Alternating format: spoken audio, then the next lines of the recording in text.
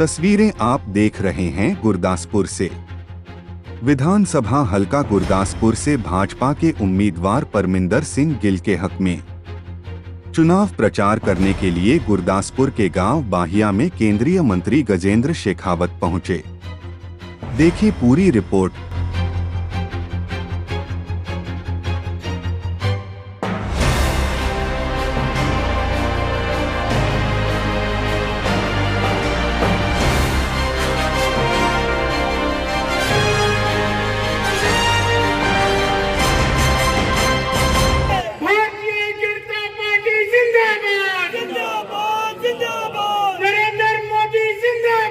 परमिंदर सिंह गिल और जिनके बुलावे पर मैं आज विशेष रूप से यहाँ उपस्थित हूँ। मेरे बहुत सारे कार्यक्रम आज तय थे, लेकिन भाई बघेल सिंह का आग्रह था कि मैंने अपने पिंड में इंसानों कार्यक्रम रखा है जी, आपको आना होगा। लेकिन मैं आज एक बात आप सबसे पूछना चाहता हूँ कि आजादी की उस लंबी लड़ाई में पंजाब के इस सूबे से भगत सिंह ने अपनी शहादत दी, हंसते हंसते फांसी के फंदे पर झूल जाना स्वीकार किया। लाला लाजपत राय ने इस आतताई अंग्रेजों के खिलाफ संघर्ष किया, लाठियां खाते हुए अपना बलिदान दे दिया, अपनी कुर्बानी दे दी। बहुत लंबी सूची पर मैं बात कर सकता हूं, जिन्होंने इस भारत की धरती में और विशेष रूप से इस पंजाब की धरती में इस देश को आजाद कराने के लिए अपनी कुर्बानी दी। आजादी के बाद में भी इस पीर पंजाब की वीर प्रसूता धरती, जिसने अपने बेटों को देश की सीमाओं की रक्षा के लिए 48 की लड़ाई में, 62 की चीन की लड़ाई में, 65 की पाकिस्तान की लड़ाई में, 71 की लड़ाई में, कारगिल की लड़ाई में और उसके बाद में आतंकवाद के साथ लड़ाई में अपने बेटों को, इस भारत माता को, पवित्र भारत माता के आंचल को, इसकी सीमाओं को बनाए रखने के लिए कुर्बान किया, बलिदान किया। लेकिन इन सब लोगों ने जो बलिदान किया, क्या उन्होंने इस तरह का पंजाब बनाने की अपेक्षा के साथ में बलिदान किया? क्या उन्होंने कल्पना की थी कि जिस देश को, आज जिस मुल्क को आजाद कराने के लिए हम अपना सर्वस्व समर्पण कर रहे हैं, हम हंसते हंसते फांसी के फंदे पर झूलना स्वीकार कर रहे हैं, उन्होंने क्या इस ऐसा आज जो पंजाब के हालात है, ऐसा पंजाब बनाने के लिए अपना जीवन कुर्बान किया? जिस पंजाब ने देश की जनता का पेट, धरती का सीना फाड़ करके जिस पंजाब के बेटों ने भरा था, आज अपना पेट भरने के लिए उस पंजाब के बेटों को दुनिया के दूसरे मुल्कों में जाकर के काम करना पड़ा। जो दुनिया का पेट भरने वाले, देश का पेट भरने वाले लोग थे, उनको दुनिया के दूसरे देशों में जाकर के अपना पेट भरने के लिए काम करना पड़ा।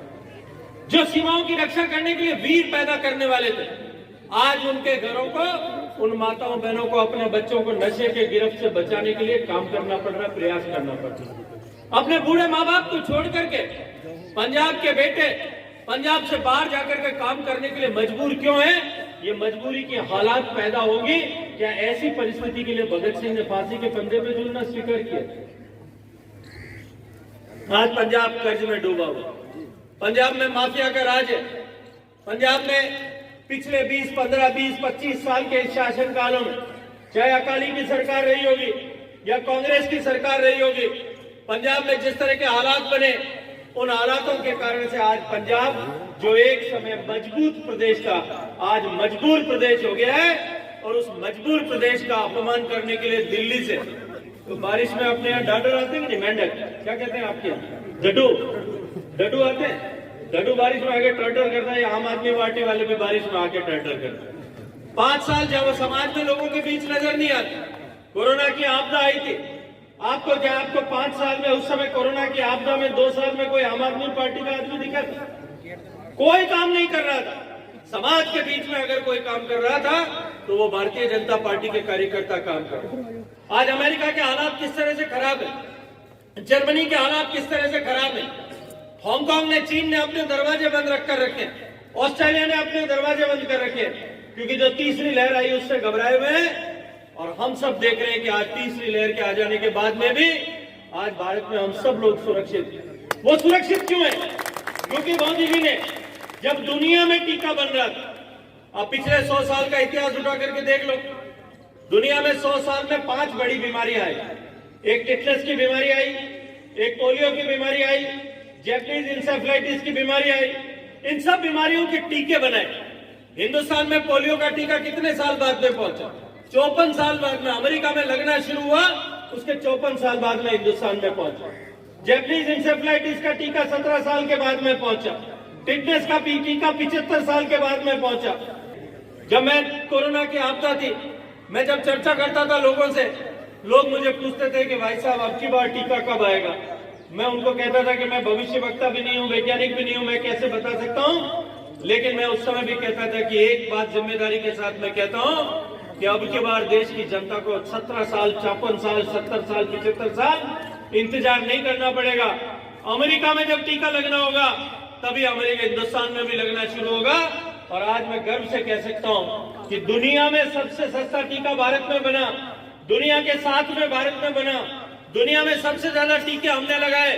और आज मैं आपके सामने जिम्मेदारी से एक बात कह रहा हूं कि पूरी दुनिया के गरीब देशों को टीका लगाने का काम जो है वो भारत में बने हुए टीके से होने वाला है। पूरी दुनिया की सुरक्षा करने के लिए भारत के वैज्ञानिक और भारत की सरकार और मोदी जी आज काम कर रहे हैं।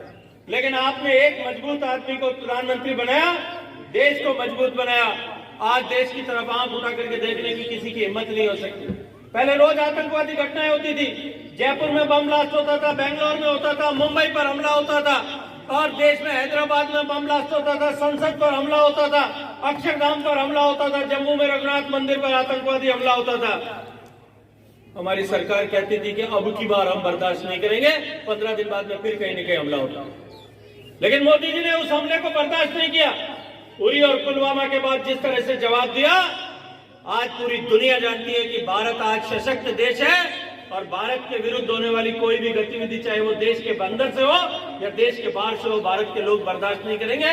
सेना को आज खुली छूट दी।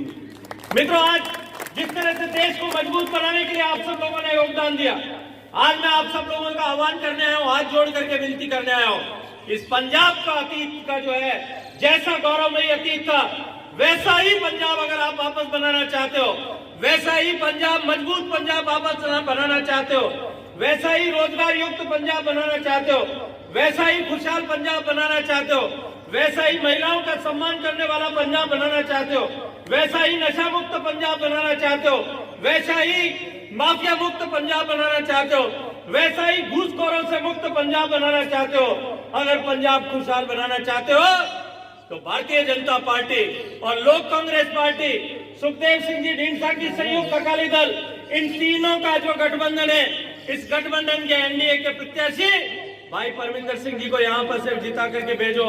ये पंजाब मजबूत बनेगा, पंजाब खुशहाल होगा।